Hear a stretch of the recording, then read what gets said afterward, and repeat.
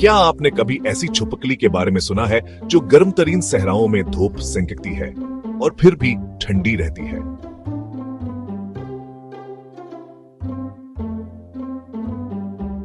सहराई iguana एक हकीकी जिंदा बच जाने वाला है। जनूब मगरबी अमेरिका और मेक्सिको के रेतीले सहराओं में पाए जाने वाले ये रेंगने वाले जानवर गर्मी को बहुत पसंद करते हैं।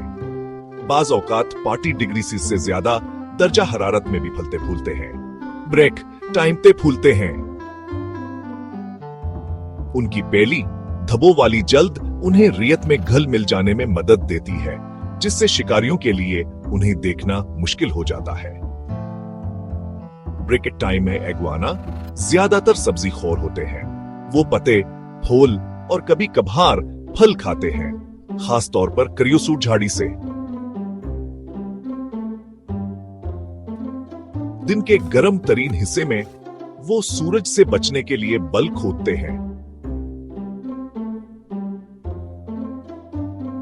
और ये एक दिलचस्प हकीकत है, अगर वो अपनी दम खो दें तो वो इसे दोबारा पैदा कर सकते हैं।